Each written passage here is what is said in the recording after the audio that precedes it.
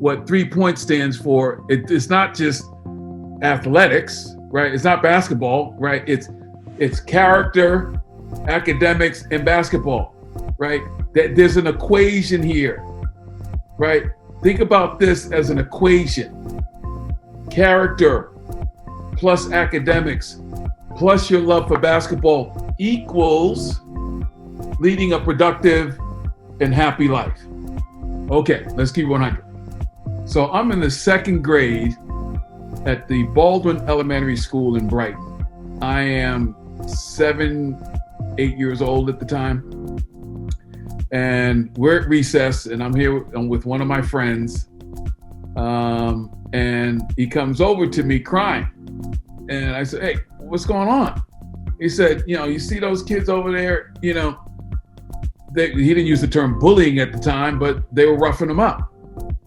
And I said, oh, no, not under my watch, right? I'm not a bystander. I'm an upstander. This is not a spectator sport. I've been living this since, 7 years old. I'm about that life, right? So I go over to these kids and I said, point out the one that was bullying you. And so he pointed that person out, and I need him in the nuts. I'm just being honest, right? I got sent to the principal's office. What happened? Told the story. My mother came down to the school, pissed off, right? She has to interrupt their workday to come get me from school. I'm 7, 8 years old. And we're walking back. He said, well, what happened? I said, Ma, they were picking on my friend, and I just couldn't let that happen. And she said, something, that was good. But next time, don't do it violently. There's another way you could have handled it. And I said, okay. And from that point on, I had never gotten in trouble in school again. Let me say that again. From the second grade on, I had never gotten into trouble in school. I say that to say black and brown and yellow boys and girls get in more trouble in our school systems than white kids do. Let me say that. And does that mean that black kids and brown kids, cause more trouble in school than white kids do? No.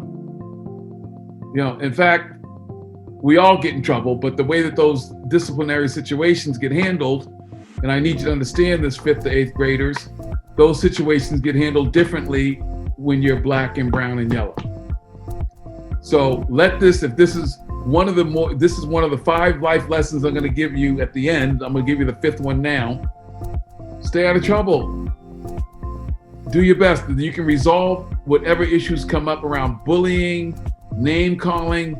You can resolve this in non-violent ways. You have teachers, principals, coaches that you can go to say, hey, look, this ain't right. I'm feeling some kind of way. I'm being made to feel some kind of way because I'm different, and I need your help. Part of the reason why I do this kind of work is that, at the age, 5th grade to 8th grade, this age group, I know how important it is to have role models because, again, I grew up in a very tough circumstance coming from Chicago, then, Brighton, and then public housing in Newton.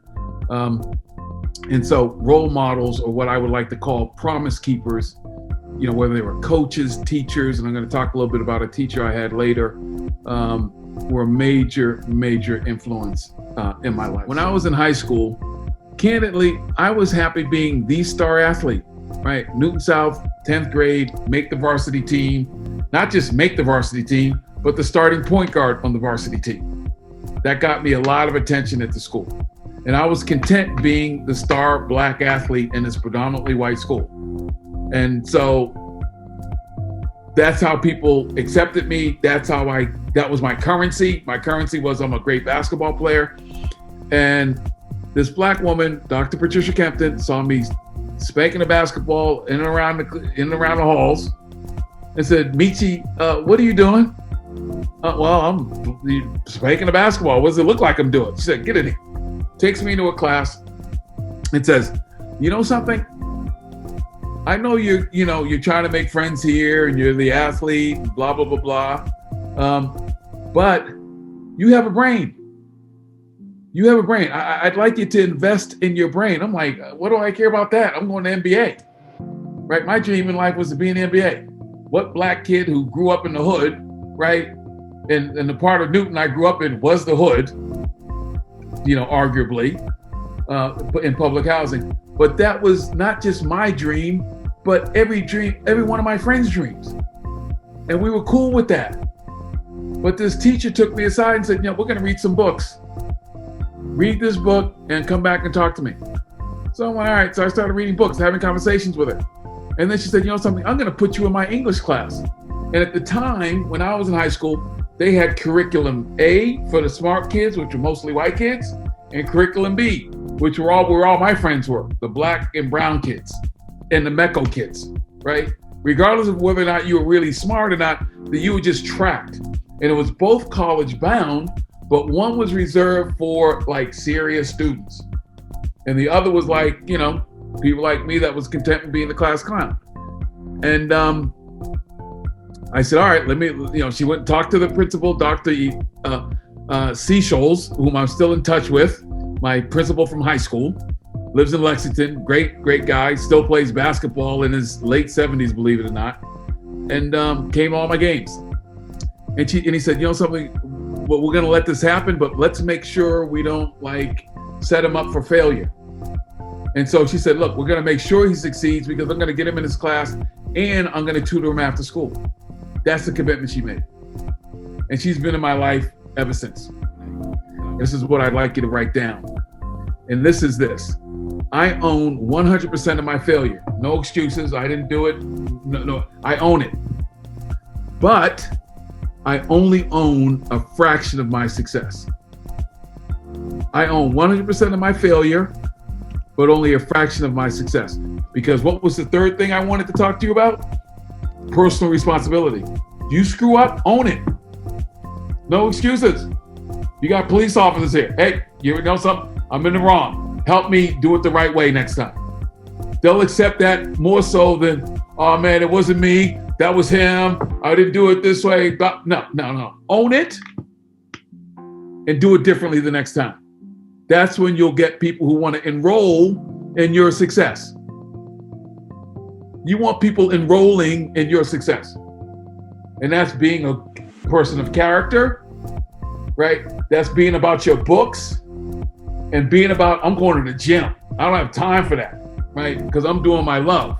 I was at the gym from morning till midnight and then would sneak in after it was closed to play some more. Do not limit yourself to anything. Dream big. Langston Hughes once said, here's the dream, a dream deferred. Because if you defer your dreams, life is like a broken winged bird that cannot fly. Think about that. If you don't dream big, your life is going to be like a broken winged bird that cannot fly. Like I want people here saying, I want to be president. I want people here saying, I want to be governor. I want to be CEO of my own company. I want people saying, I want to, cure. I don't want the vaccine for COVID. I want to cure COVID. No viruses ever. Right? That's the kind of dreaming that we need from this Dream Big. Dream big and have promise keepers around you, because what did I say it takes? A village. Create your village. This is your community. And then I want you to represent something in your community. This is what you're giving back to the community. This is what I'm asking from you. Represent something in your community for that community.